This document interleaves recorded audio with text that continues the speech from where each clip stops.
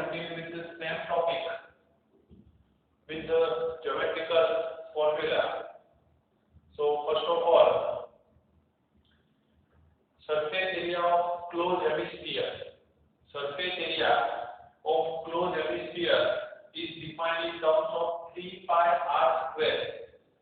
So surface area of closed hemisphere. So closed hemisphere is something like that.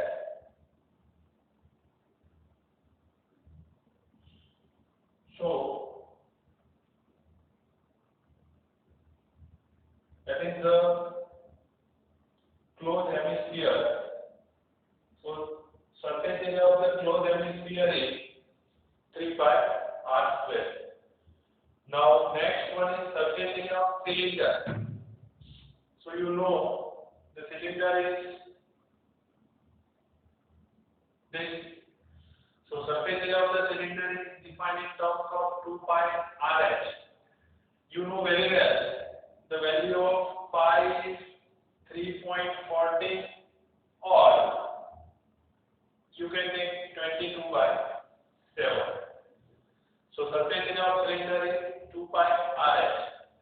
Now one more formula, total surface area of cone, that is the cone. So total surface area of cone is pi r square. You know what is pi r square? Pi r square is the area of the circle. So pi r square plus pi r l. So here r is radius, s is height, and l is slant height. What is l is the slant height. So by this diagram, that is the right angle triangle, this is the right angle. So here you can take sum of the square, that is s square plus r square is s square. So your s square is defined in terms of r square plus s square. So यहाँ पे आपको लिखना है total surface area of cone, इसकी formula रहेगी pi r square plus pi r l. So l square is the slant height, s is the height, and r is the radius.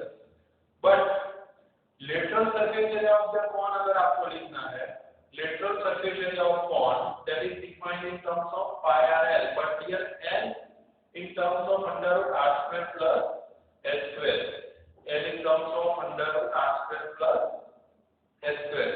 So this is the basic formula that you have studied in earlier standard. So now all you are familiar with cube. Cube is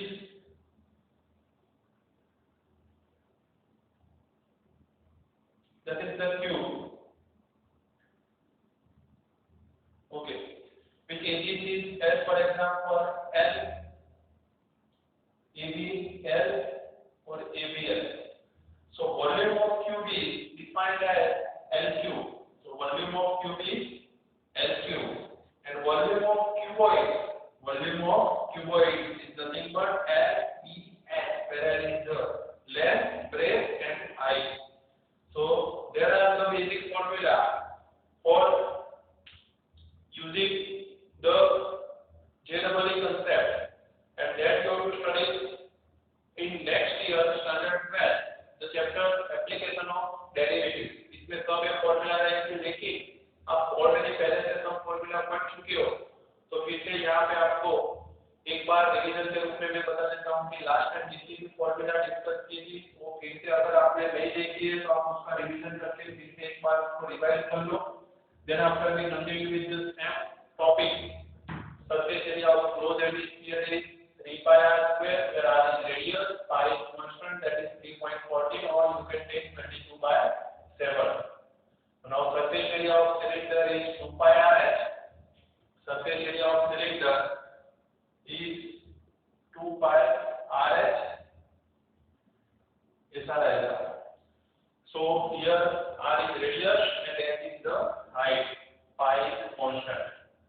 So same way total surface area of cone, ये कौन है, इसका total surface area रहेगा pi r square plus pi r h.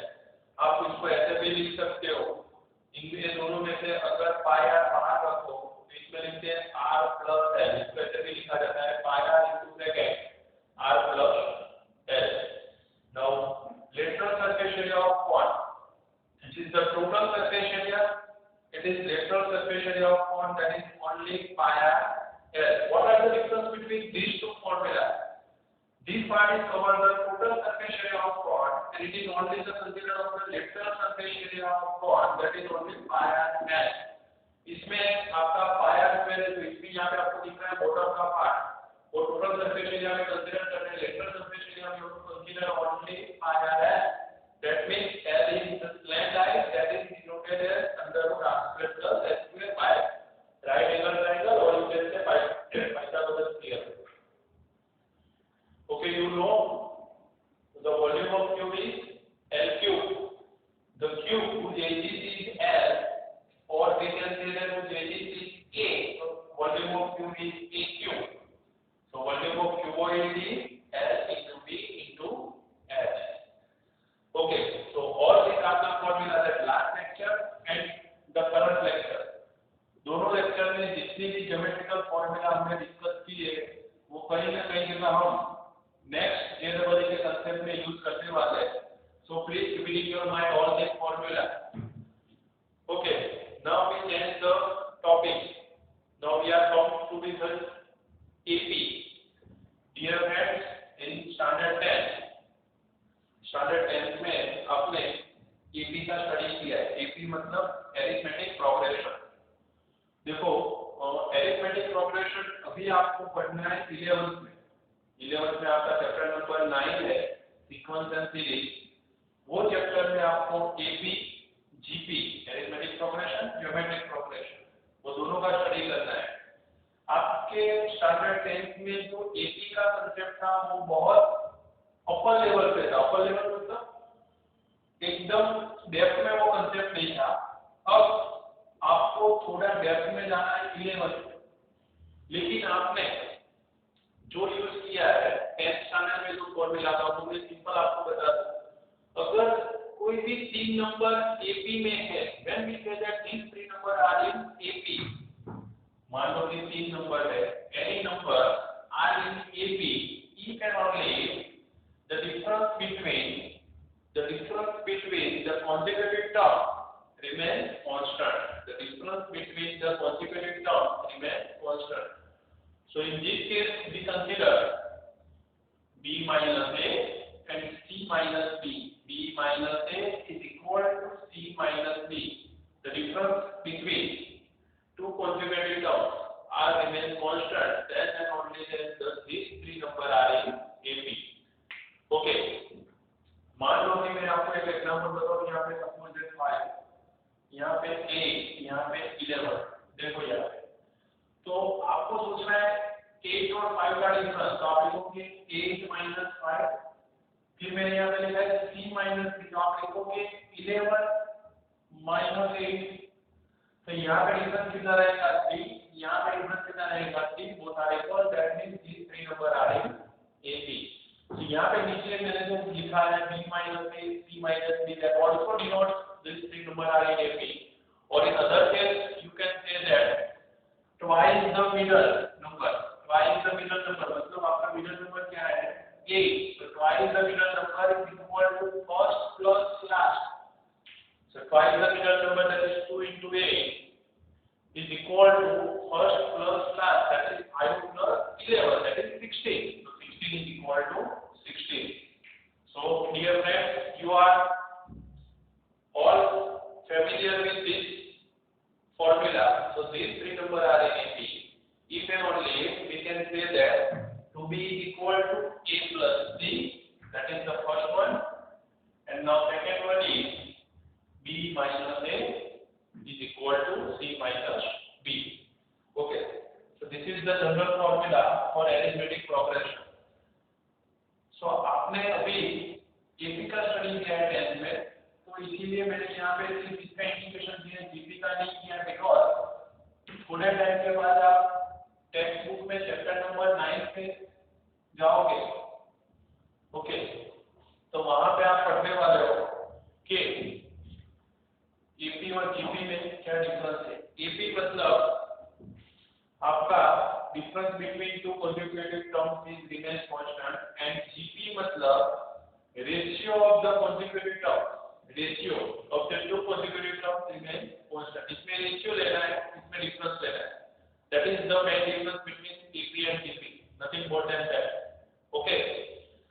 Now come to the next point.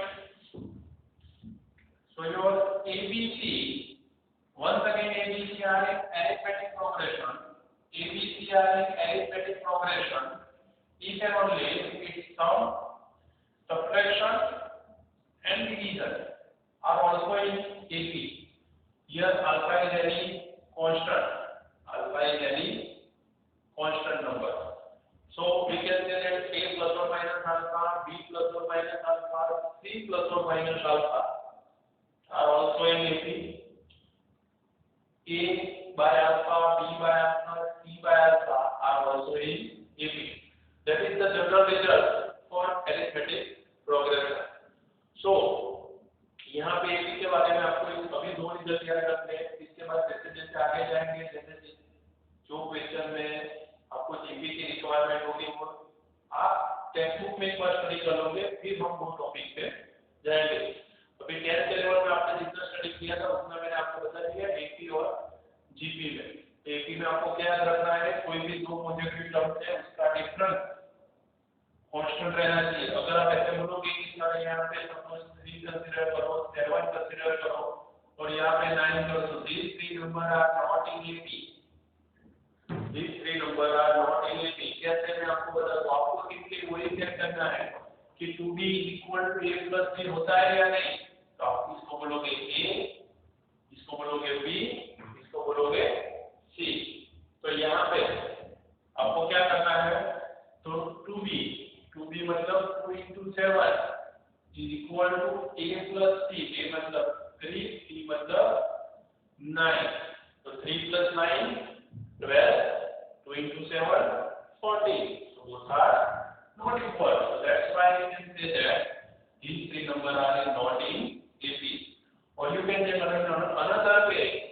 Difference of 3 and 7 is, or difference of 7 and 9 is 2. So both are not set. देखो मैं आपको बता दूं, अगर आपके माइंड में एक और कंफ्यूजन है कि सर डिफरेंस पॉजिटिव होना चाहिए. No, difference may be negative, difference may be positive. It may be negative or positive. Difference negative positive उस पर डिपेंड नहीं है, लेकिन सेम नंबर में सेम साइन होना चाहिए. In I can say that in easy way, मान लो कि अगर कोई भी दो पॉजिटिव टर्म का डिफरेंस 3 है तो 3 3 3 3 होना चाहिए. सपोज कोई का डिफरेंस -2 है, सब टर्म का डिफरेंस -2 होना चाहिए. लेकिन आपका डिफरेंस कैसे लेना है, second minus first, third minus second, fourth minus third and so on. Okay, कई बार आपको ऐसी भी सीक्वेंस मिलेगी, suppose 3, 3, 3. This is also in AP because difference is 0. Difference is 0. So this is the formula for arithmetic progression. Now, my dear friends, we are discussed about more important topic. That is the sum of angles in an polygon. Okay, what is polygon? Or you are familiar with this word? Yes or no? Yes. Okay. मान लो कि मैं आपको बताऊं कि यहाँ पे एक ट्राइंगल है, इसमें 3 एंगल है, first, second and third. Angle A, angle B और एंगल सी. एंगल ए की opposite side call it X, angle B की opposite side call it Y, angle C की ऑपोजिट कॉल इट जेड. तो my dear friends, कोई भी polygon में जितनी sides है, ओके, उतने वर्टेक्स रहेंगे. यहाँ पे vertex, number of vertex is 3, that is A, B and C. There are the 3 vertices of triangle ABC. So what is sum of angles in polygon? Or we are very familiar with this formula. So sum of angles in triangle और sum of angles in n polygon वो बाद में define करेंगे. पहले triangle के तीन angle इसका सम क्या है 180 डिग्री, क्या है 180 डिग्री। तो यहाँ पे मैंने general formula which are the most important formula. So मैं आपको बताऊं कि sum of angles in an polygon is defined as 180 with n minus 2। ये आपकी जनरल फॉर्मूला है। n is the number of sides or you can say that the number of vertices। as for example मान लो कि triangle ले, मैं ये आपको याद रखना है कि अगर कोई भी ट्रायंगल है, क्वाड्रिलेटरल है, पेंटागन है, हेक्सागन है, व्हाटएवर, कोई भी पॉलीगॉन है इसमें जितनी साइड के उतने वर्टेक्स रहेंगे। First you have to clear in your mind that जितने भी वर्टेक्स है उतनी साइड रहेंगी। सो आपको क्या याद रखना है, मान लो कि यहाँ पे 3 वर्टेक्स है तो इसमें 3 साइड है, तो यहाँ पे n इज इक्वल टू क्या आता है 3 minus 2 with 180 is 10। The answer is 180। तो ट्रायंगल के लिए आपका सम रहेगा 180। That you don't know. Now next अगर आप क्वाड्रिलेटरल पे आओ, सो क्वाड्रिलेटरल पे आओगे तो आपको मान लो कि क्वाड्रिलेटरल है जिसका सम हमको मालूम है, क्या लिखते हैं हम 360। तो क्वाड्रिलेटरल में कितने वर्टेक्स हैं total, number of vertices is 4, so you go with 180 into 4 minus 2, that is again 360। अच्छा आप यहाँ पे आओ पेंटागन में, कितने वर्टाइसेस है 1 2 3 4 और 5। हाउ मेनी साइड्स 1 2 3 4 और 5। तो यहाँ पे क्या रखना है आपको 180 with 5 minus 2, that is 540। सो यहाँ पे n की जगह आप एक बार वर्टाइसेस भी सोचो और साइड भी सोचो, दोनों में कोई फर्क पड़ने वाला नहीं है because of both are equal. So that's why you can consider the formula sum of angles। that's why I have written here 4 here, sum of angles in n polygon, n मतलब the number of sides or the number of vertices, those are set। so sum of angles in n polygon is defined as 180 degree into bracket n minus 2। तो यहाँ पे मैंने आपको 3 example बताया, एक triangle के लिए बताया, एक क्वाड्रिलेटरल के लिए बताया और एक पेंटागन के लिए बताया। तो यहाँ पे तीनों चीज के लिए आपको कंसीडर किया है फॉर्मूला 180 या ट्रायंगल। यहाँ पे देखो एक ट्रायंगल ये बनता है, ये और ये 3 ट्रायंगल है यहाँ पे। ओके, तो आप ऐसे भी कंसीडर कर सकते हो। यहाँ पे आप ऐसे देखने जाओ तो ऐसे भी हो सकता है। Okay, so this is the general formula. So dear friends, आज हम जो हमारा लेक्चर है वो I think the lecture number 4।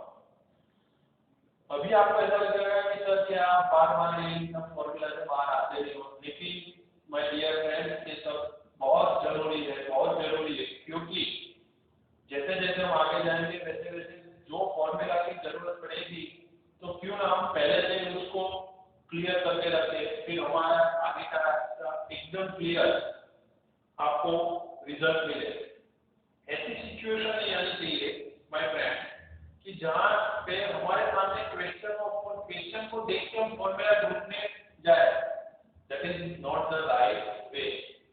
हमारे पास JEE पढ़ने का राइट वे क्या है कि हमारे सामने कोई भी क्वेश्चन आए, मतलब आपके बुक के टॉपिक में से कोई भी क्वेश्चन आए तो कम से कम क्वेश्चन को सॉल्व करने की बात तो दूर है, लेकिन क्वेश्चन को सॉल्व करने के लिए इसके स्टार्टिंग के जो पॉइंट है, initial point, first step second step, उसको स्टार्टिंग करने के लिए जो आपका बेसिक फंडा क्लियर होना चाहिए, ये फॉर्मूला से होगा। That's why I have completed all this formula that you studied in earlier standard and more formula that you have studied in next year, that is in standard 12। तो अभी से हम उसकी फॉर्मूला अभी यहाँ से प्रिपेयर कर रहे हैं। सो यहाँ पे ये फॉर्मूला हुई। ओके, तो आप मेरे को फर्स्ट लेक्चर से बताओ कि अभी ये फोर्थ लेक्चर रनिंग है, तो बहुत सारे फॉर्मूला हमने यहाँ पे पूरे मैथ में जो रिक्वायरमेंट है मतलब डिस्कस किया है। तो यहाँ पे थोड़ी बहुत और भी फॉर्मूला बाकी चाहिए जो 10th में आप पढ़ चुके हो और 11th और 12th में उसकी जरूरत है। वैसे बहुत सारे फॉर्मूला बाकी है। अभी मैं आपको बताऊंगा कि आप पढ़ चुके हो डिस्टेंस फॉर्मूला।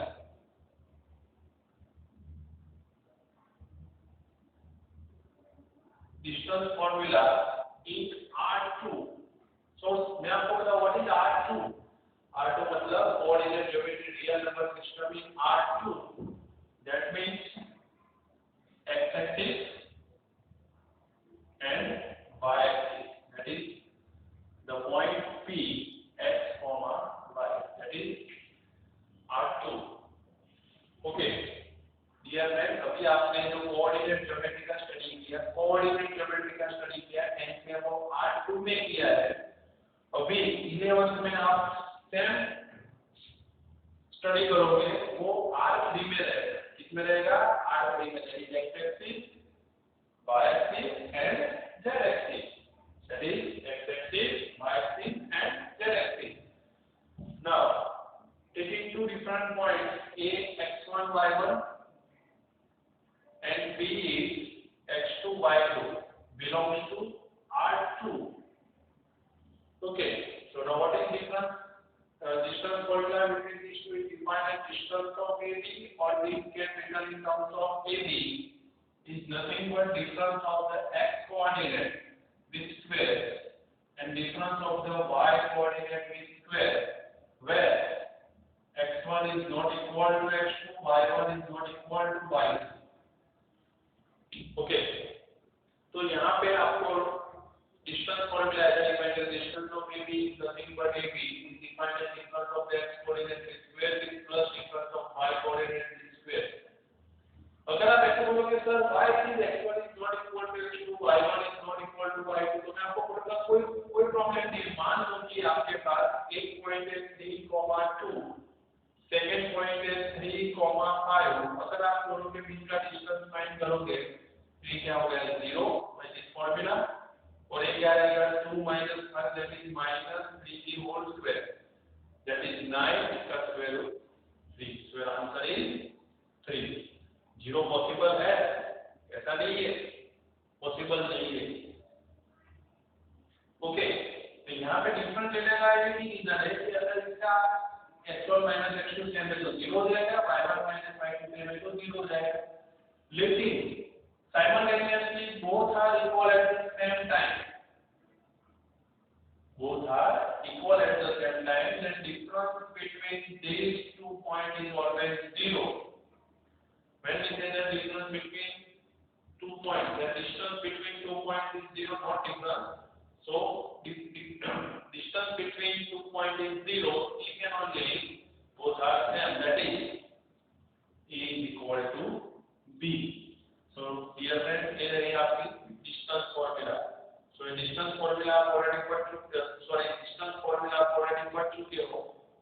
ये डिस्टेंस फॉर्मूला से फिर से difference of the x coordinate square plus difference of the y coordinate with square, that is called the distance formula in R2 real number system.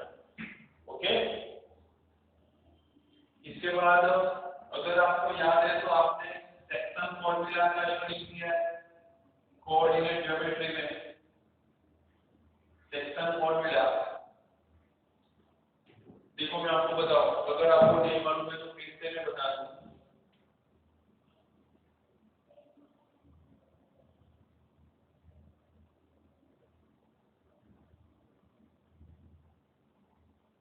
Okay, मान लो कि आपके पॉइंट है A x1 y1, second point है B x2 y2। देखो ठीक से समझना, इस B x2 y2, A x1 y1, यहाँ पे लाइन में मैं एक लाइन सेगमेंट कंसीडर करता हूँ। Suppose A and B both are the points, A is different from B, A is x1 y1, B is x2 y2। Now we consider any point P. We consider any point P. So for point P there are three possibilities. Either P lies between A and B. Yes or no? P P is outside of A and B, from left hand side and from right hand side. There are only three possibilities for the point P which divides line segment. So P is inside, P is left hand side and P is right hand side. इनमें से कोई भी एक possibility रहेगी, वो भी आप अगली लेवल में स्टडी करोगे। लेकिन मेरे को एक सिंपल फॉर्मूला चाहिए जिसके लिए मैं आपको अभी बता रहा हूँ कि पॉइंट P, अभी आपको इस डेप्थ में जाना जरूरी नहीं है, आपको सिर्फ इतना माइंड क्लियर रखना है कि any point P which divides line segment AB, point P that is XY, which divides line segment AB from A side, from which side? A side. But ये बस आपको ये सेक्शन फॉर्मूला में याद रखना है कि अगर कोई भी पॉइंट अगर लाइन सेगमेंट को डिवाइड करे तो this point divides the line segment is always from the left hand side if it is not mention. अगर आपने कुछ स्पेसिफिक मेंशन किया है कि it is divide from right hand side और लेफ्ट हैंड साइड तो आपको कंसीडर करना है। इफ कुछ भी आपको बताया नहीं है क्वेश्चन में कि कहां से डिवीजन होता है तो there you have to specify that, आपको सिर्फ इतना स्पेसिफाई करना है और आपको इतना डिसाइड करना है। जहां पे तो स्पेसिफाई नहीं किया पर्टिकुलरली कहां से डिवीजन होता है तो आपको इतना डिसाइड करके चलना है कि कोई भी पॉइंट अगर लाइन सेगमेंट को डिवाइड करता है तो लेफ्ट साइड से करेगा। So point P which divides line segment AB from A side in the ratio m raised to n, तो यहाँ पे m raised to n, then your point P is given by P के coordinate क्या है x and y, तो आपको कैसे याद रखना है देखो m plus n m plus n। देखो यहाँ पे मैंने जो पॉइंट आपके लाइन सेगमेंट को डिवाइड करता है from any ratio m raise to n, तो आपको क्या करना है m into bracket plus n into bracket और m plus n, ऊपर m लिखना है बाजू में bracket plus m bracket divide by m plus n, m पे m plus n।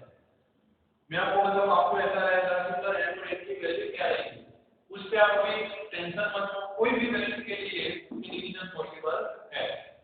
लेकिन मैं आपको बता दूं कि सबसे पहले आपको क्या करना है, तो मैं आपको बताऊं तो यहाँ पे अगर A साइड से डिवीजन होता है तो A साइड तो आपको कहां से स्टार्ट करना है B से, तो mx2 plus nx1 ये आपका रहेगा x कोऑर्डिनेट। तो यहाँ पे x के अलावा कोई भी वैल्यू नहीं आएगी, you have to put the only the value of x coordinate. तो सबसे पहले A साइड से डिवीजन होता है तो B की वैल्यू से स्टार्ट करना है। अगर B साइड से डिवीजन होता है तो आपको A से स्टार्ट करना है। तो यहाँ पे x कोऑर्डिनेट मतलब mx2 plus nx1, y coordinate मतलब my2 plus my1 complete. As for example मैं आपको बता दूं कि अगर A32 है B14 है, any point P xy will divide the line segment AB in the ratio 1:2. So what are the coordinates of point P? What are the coordinates of point P? तो आप क्या करोगे, देखो मैं आपको बताऊं आपको कैसे लिखना है, कौन से रेशियो है 1:2, तो आपको लिखना है 1 into bracket plus 2 into bracket by 3, 1 into bracket plus 2 into bracket by 3। अच्छा, I repeat the same question again. If PXY divides line segment AB from A side in the ratio 1:2, A side से divide होता है तो आपको क्या लेना है, B का x coordinate that is 1, A का x coordinate that is 3। Mind रहे माय डियर फ्रेंड, ऐसी गलती नहीं होनी चाहिए कि x कोऑर्डिनेट में गलती से आप y की वैल्यू रख दो, प्लीज यहाँ पे आपको ध्यान रखना है। नाउ B और 3 2 जा 6 प्लस 1 आपका आंसर रहेगा 7/3, 2 2 जा 4 plus 4 8/3. So the coordinates of point P is 8/3. Okay, so यहाँ पे एक फॉर्मूला हो गया m⁻n के लिए.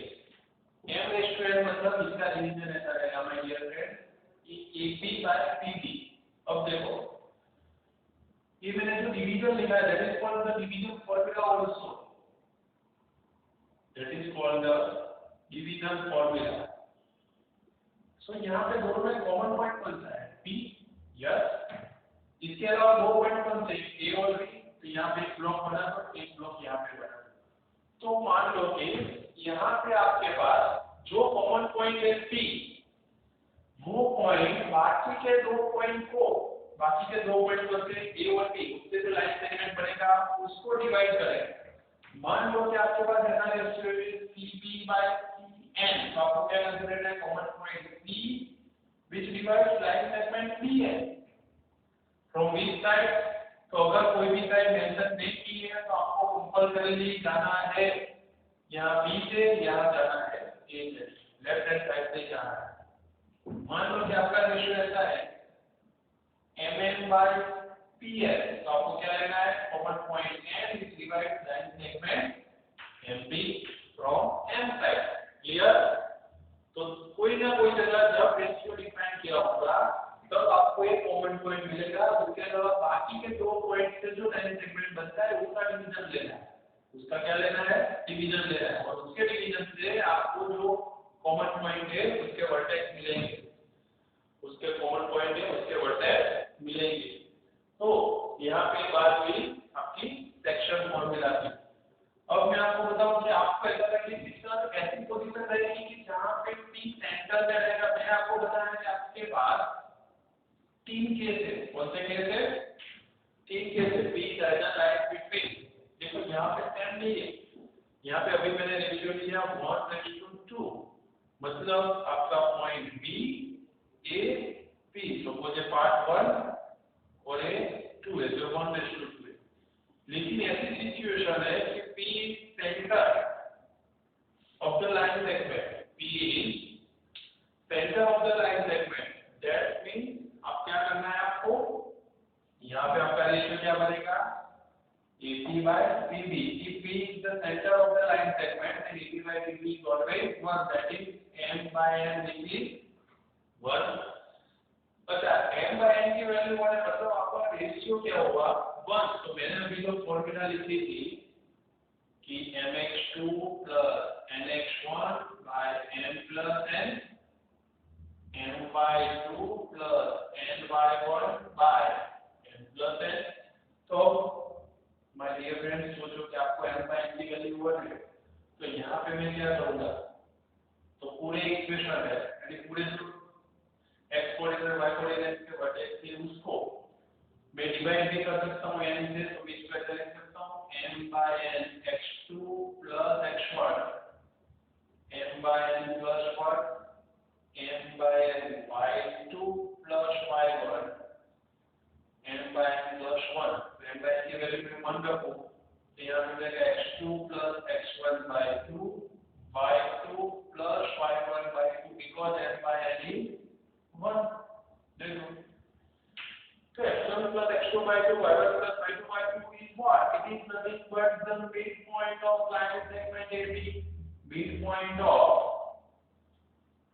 line segment AB. अब सोचो आप ये यहाँ पे x1 y1 है, B x2 y2 है. अगर P आप A और B से P is equidistant from A and B. P is equidistant from A and B. That means AP is equal to PB. Yes or no? So AP is equal to PB. That means P is the midpoint of line segment AB. So P is the midpoint of line segment AB. Then the vertex of P is given by sum of the x coordinate divided by 2. Sum of the y coordinate is divided by 2. So dear friends, I repeat it again. The same thing. P is the midpoint of line segment AB. तो आपको ये division formula और section formula में जाने की जरूरत है. Directly P के वर्टेक्स फाइंड करने के लिए मिड पॉइंट से करना. But if we are not the equidistance, that is the distance from P to A and P to B are not in the span, then you go with the section formula.